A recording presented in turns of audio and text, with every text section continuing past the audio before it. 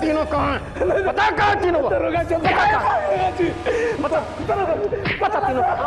बता कहाँ तीनों? बता किधर है? बता किधर? बता किधर? बता कहाँ? बता। हमरा के नहीं के मारी मलिकार, हम सच कहता नहीं, हमरा के कुछ नहीं के मालूम दरोगा जी। वो हमरा से मिलत रहन, बाकी तो 3 महीना से हम नहीं खेते गली। सच कहता। बता दो भैया, बता दो कहाँ अपन हड्डी पसली तुरवा बता रहा। हम सच कहता नहीं, हमरा के नहीं के मालूम। झूठ है बोले। जय बर्तानिया हुजूर। अरे ये फोन क्या हुआ तुमको? क्या बताइए हुजूर, सब गुड़ गोबर हो गई। क्या गुड़ गोबर हो गया? बता तो सही क्या हुआ? हुजूर शंकर मंगल और भरत। इसको बाहर भेजो, बाहर भेजो इसको। हाँ, क्या हुआ उन तीनों का? बता दो भुवन, अबे घेरा डाल के उस ससुरन के उठा लिहल जाई। बताओ कहाँ बाना सो? हुजूर तीनों ससुरा हमारा घर में। तीनों तुम्हारे घर में? मनोज, अपने सारे सिपाहियों को साथ लेके चलो और इसके घर का घेरा डाल लो। देखो वो हरामखोर भागने न पाए। हाँ खान साहब, भुवन बहुत होशियार हुए हैं। हमके मालूम बा यो क्रांतिकारी लोगन के अपने घर में बंद करके अब बाहर से ताला लगा के आयल हुई हैं। अरे हुजूर पहले हमारी बात तो सुनी। वो तीनों ससुरा हमारा जाल में फंस के भी निकल गए लसन। क्या फंस के निकल गए? क्या पक रहा है? साफ साफ बोल। अरे हुजूर, हम सोचनी कि अपन अकेले इस्तेमाल करी। हम वो तीनों जाने के अपना घरे बुलौनी, खाना खियनी, और वो खाना में नशा के दवाई मिला के वो लोग को बेहोश करे के प्रोग्राम बनौले रहनी। लेकिन ससुरा हमार सारा दाव उल्टा पड़ गई हुजूर। वो लोग के हमार तरकीब के बारे में मालूम पड़ गई। ओकरा तो बाद हमरा के कुकुर खानी मरले वालो हुजूर। मार के हाथ गोड़ तोड़ डालो हमार। वो तो हमार मेहरारू देवी बिया कि वो लोग के गोड़ छान के हमरा के बचा ले लसिया। आ होश में आवते हमरे वाला के खबर करे नहीं है हुजूर। बुला दे उनको। बुला कौन मुझे? क्या बुला? क्या नहीं बुला?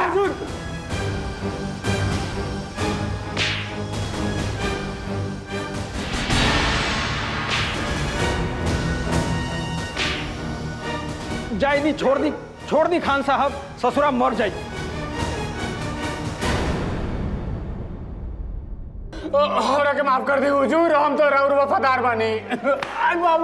अबे गधे, जब वो तेरे घर में आ गए थे तो अपने दिमाग का इस्तेमाल करने की क्या जरूरत थी? हमको क्यों नहीं बता? खबर क्यों नहीं की? हुजूर गलती हो गई ला। गलती हो गई? खान साहब के शिकार भगा के अब घिघिया ना। हाँ? ये तो एकदम गधा निकला मनोज। मैंने सोचा था ये तीरथ की जगह लेगा, लेकिन नहीं, ये नमक तो एकदम बेकार निकला। आज अगर खान साहब के पता डाले रहा था तो तीनों क्रांतिकारी के लाश कोनो खेत में लावारी साथ पड़ल रही। अबे अगर उनको पकड़ लिया होता तो आज मेरी तरक्की हो जाती, इन सब की तरक्की हो जाती। तूने तो हमारी मोदे पर पानी फेर दिया।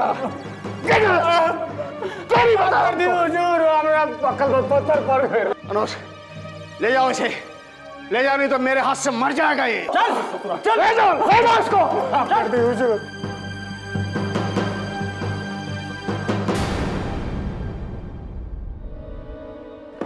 या खुदा, आया हुआ शिकार हाथ से निकल गया। क्या करूं? हाँ तो भाई लोग, आप लोग वकालत छोड़े खातिर तैयार बानी नू? हाँ हाँ, हमनी के तैयार मानी जा। हमरा के आप लोगों से यह उम्मीद रहे। अब देखिए अंग्रेजी सरकार हमनी के एकता देके कैसे झुकेली। एक गो बात और, जो भाई लोग ना आ पायल हुवन उनका के भी काल से वकालत करे मना कर दो।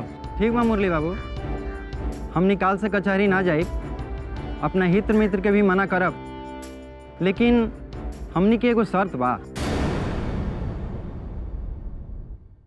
कैसन शर्त? मुरली बाबू, पहले रुआ अपना बाबूजी के मना करी कि वहाँ के कचहरी ना जाए।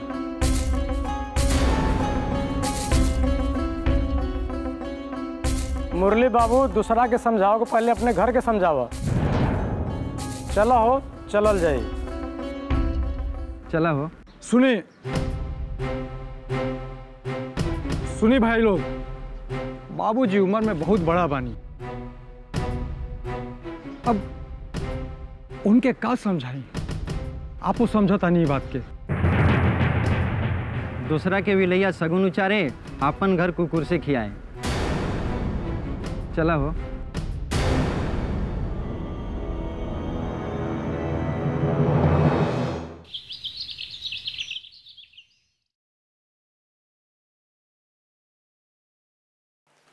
चित्तू भैया।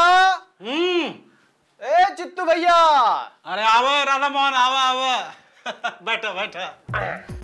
ललिता के माई, अरे राधा मोहन आयल हवे, इनकरो खातिर खाना लावा। अरे ना भैया, अरे हम खाना वाना खा के आयल बानी। अरे भौजी रहे दे, हम खाना खा के आयल बानी। अरे सच्चो की झुट्टो? अरे हम झुट्ठो रउआ से बोलब का, सच्चो कहता नहीं। और सब ठीक ठाक बा ना? एकदम बढ़िया बा। हम यह खातिर रहली है कि आगे का कार्यक्रम कैसे का होई, रउआ बताई। अरे करेगे का, बाजार जाके बड़का बड़का सेठ के देशभक्ति के पाठ पढ़ावे का, और उनका सबसे विदेशी कपड़ा के बहिष्कार के खातिर हमने सबके भीख मांगे के है। भैया अब देश के खातिर हमनी के इस सेठ लोगन के सामने भीखो मांगे के पड़ी, तो इमे कौन नहीं का बात बा। अरे सत्य और धर्म के खातिर राजा हरिश्चंद्रो भी भिखारी बन ले रहे, तो हमनी के का औकात था। सच कहला भैया, कितना लोग अपने देश के खातिर कुर्बानी दे देल बानी, हमनी तो खाली भिखारिया बनल बानी। देखा राधा मोहन, समय अयला पे हमनी अपन जान के बाजी लगावे से पीछे न हटल जाई। आज बाजार चल के पूरन मल के पकड़े के है, काहे कि वह सबसे ज्यादा विदेशी कपड़ा बेचेला। भैया रउआ सही कहत बानी, अपने देश के खातिर कुछ न कुछ तक रहे के पड़ी। हिंसा तो हमने के वसूल के खिलाफ है, लेकिन मार खाए के पड़ी तो हमने तो मार खा लिहल जा। और हम ही सोचा था नहीं ना, अंग्रेजन से दहेज में स्वराज मांग ली। अरे महाराज जी ठीक रही, चलो हम बराती बने खातिर तैयार बानी। अच्छा अब चलो बाजार चल के सब बराती तैयार करल जाए। हाँ अब भैया केथा में तैयार बने? अरे हम बराती बने खातिर तैयार बानी। हाँ, बुझ गई नहीं बराती। राधा मोहन के कानों के बात। चले चल चल ललिता के माई, हम आता नहीं जल्दी से, चल। जय हनुमान ज्ञान गुण सागर।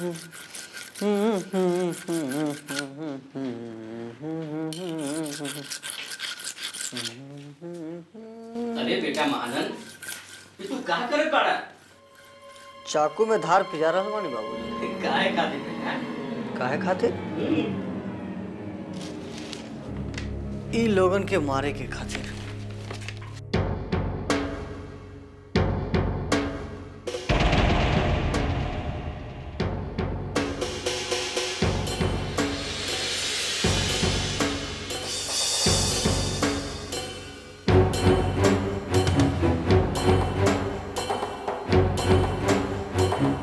अरे बेटा, ये तू कहाँ कहाँ पड़ा? हाँ बाबूजी, लेकिन रउआ चिंता ना करी और डरी मत। हमारे पास चाकू बा, जौन की धार अब बहुत तेज हो गई बा, और हमारे पास ताकत भी बा। वो सब तो ठीक बा बेटवा, बाकी तू इस सब के काहे मारबा? बाबूजी ओका मारे से पैसा मिली है, ढेर सारा पैसा। ढेर सारा पैसा लेके तू का करबा? का करबा? ये पैसा से हम अपन घर के खातिर अनाज खरीदब और ढेर सारा कपड़ा खरीदब बाबूजी। हमनी की गरीबी दूर हो जाई बाबूजी, और हमनी के कभी भूखे सूते के ना पड़ी।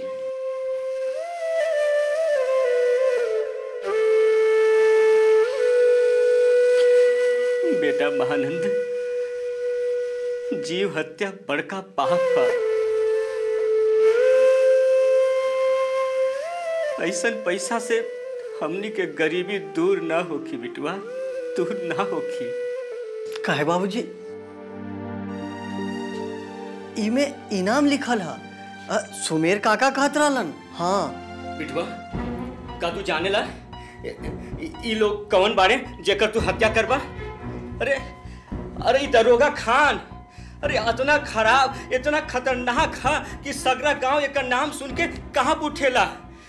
एके मारबा तो सौंसे गांव घर में मुसीबत आ जाई बिटुआ। ठीक बा बाबूजी, हम इनका के ना मारब, लेकिन इन तीनों के मार के हम इनाम जरूर जीत लेब। ना बेटा ना, अरे तो क्रांतिकारी हवन, अपन देश के आजाद करावे खातिर लड़ रहल बारन, एकदम मंगल पांडे के जैसे। मंगल पांडे? ई मंगल पांडे कौन रहे बाबूजी? बिटवा, मंगल पांडे यही बलिया के धरती के सपूत रहले। वो फौज में नौकरी करत रहले। भारत मैया जब अंग्रेज के जुल्म से तड़पत रहले, तब यही बलिया के धरती में एगो सपूत जन्म लिहले और जेकर नाम मंगल पांडे रहा।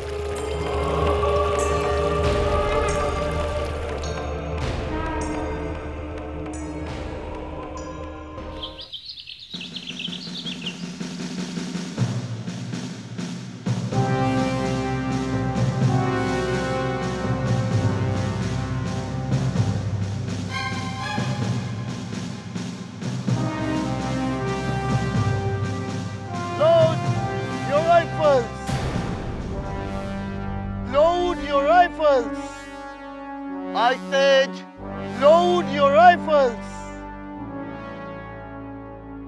Obey my order. कोई आपका आदेश नहीं मानेगा सर। What? मेरा आदेश ना मानने का अंजाम जानते हो? अंजाम की अगर परवाह होती तो हुक्म उदुली ना करते। हम गाय और सुअर की चर्बी वाले कारतूस का प्रयोग कतई नहीं करेंगे। What nonsense! I said, load your rifle, you bloody Indian. गाली मत देना मेजर साहब। Shut up, you bloody Indian. You black dog, dirty swine. Obey my order. I said, move forward and load your rifle.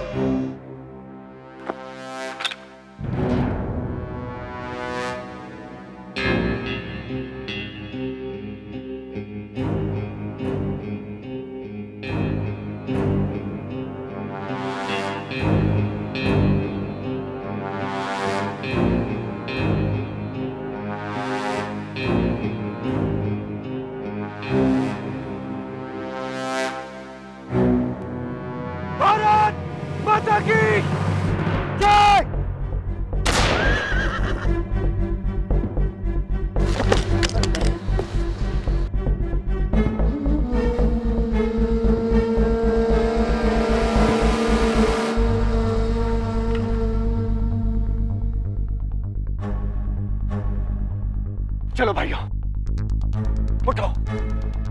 अरे अब भी किस चिंता में निमग्न हो तुम? तुम्हें अपने पावन धर्म की सौगंध है। मैंने स्वतंत्रता देवी के माथे पर इसके रक्त से तिलक कर दिया है। अब तुम यज्ञ का पावन धर्म निभाओ। उठो, जागो। देखो, माँ भारती के प्रति अपने कर्तव्य को याद करो तुम। जागो बंधुओं, जागो। इससे सुनहरा अवसर फिर हमें कभी नहीं मिलेगा। हो क्या गया तुमको? इन गोरों का सर्वनाश कर दो। चलो, चल के प्रहार करो। देख क्या रहे हो? सोचो मत। अरे इससे सुनहरा अवसर हमें फिर नहीं मिलेगा।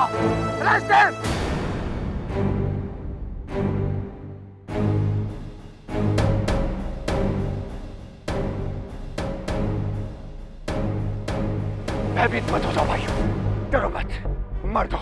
उठो, क्या हो गया तुमको? आज ये धरती तुमसे अपना बलिदान मांग रही है। इनकलाब का समय आ गया दोस्तों, इनकलाब का समय आ गया है। You arrest him! इस अंग्रेज अफसर को भी इसके साथी के पास पहुंचा दो। You arrest him! You arrest him! Bharat माता की जय!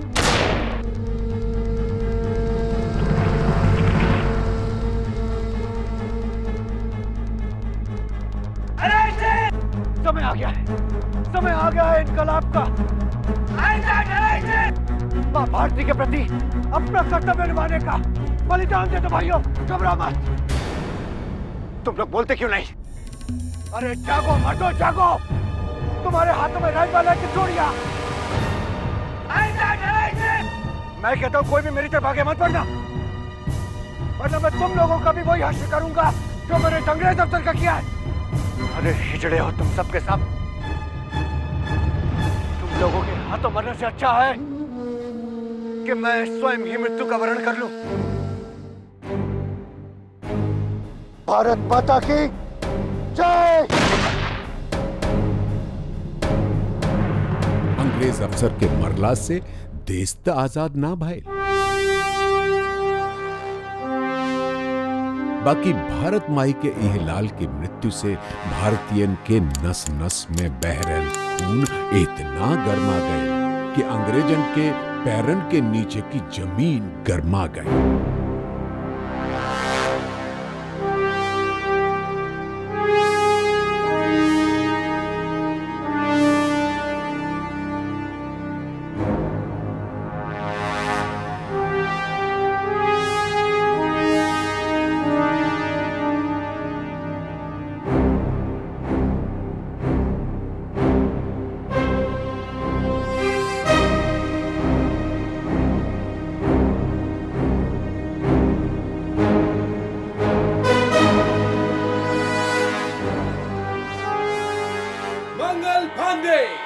तुम्हें राजद्रोह और कंपनी सरकार का हुक्म न मानने के जुर्म में सजाए मौत दी जाती है।